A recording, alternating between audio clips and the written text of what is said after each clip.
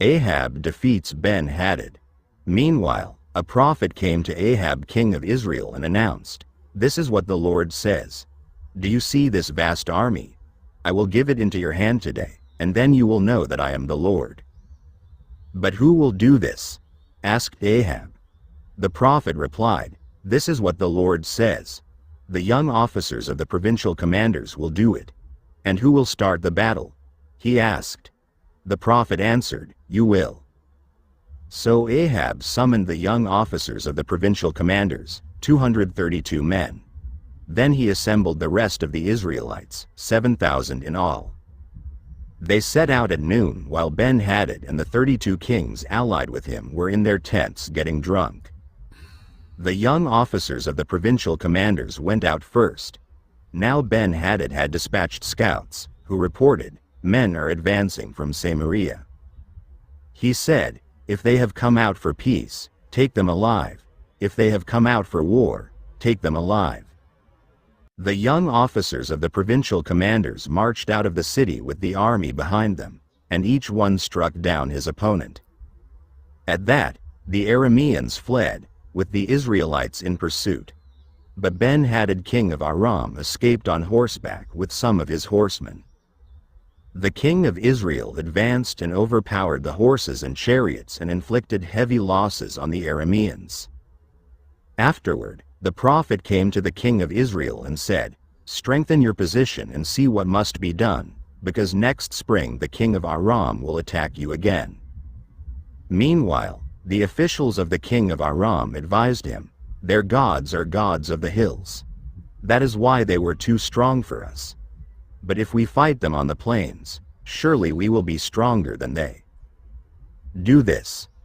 Remove all the kings from their commands and replace them with other officers. You must also raise an army like the one you lost, horse for horse and chariot for chariot, so we can fight Israel on the plains.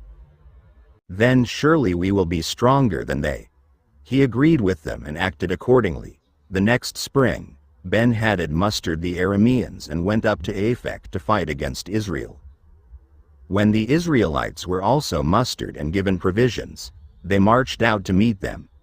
The Israelites camped opposite them like two small flocks of goats, while the Arameans covered the countryside. The man of God came up and told the king of Israel, "This is what the Lord says. Because the Arameans think the Lord is a God of the hills and not a God of the valleys, I will deliver this vast army into your hands, and you will know that I am the Lord." For 7 days they camped opposite each other, and on the 7th day the battle was joined. The Israelites inflicted 100,000 casualties on the Aramean foot soldiers in 1 day. The rest of them escaped to the city of Aphek, where the wall collapsed on 27,000 of them. And Ben-Hadad fled to the city and hid in an inner room. His officials said to him, "Look, we have heard that the kings of the house of Israel are merciful. Let us go to the king of Israel with sackcloth around our waists and ropes around our heads. Perhaps he will spare your life." Wearing sackcloth around their waists and ropes around their heads, they went to the king of Israel and said, "Your servant Ben-Hadad says, 'Please let me live.'" The king answered, "Is he still alive? He is my brother." The men took this as a good sign and were quick to pick up his word. "Yes, your brother Ben-Hadad." They said, "Go and get him," the king said. When Ben-Hadad came out, Ahab had him come up into his chariot. "I will return the cities my father took from your father," Ben-Hadad offered. "You may set up your own market areas in Damascus, as my father did in Samaria."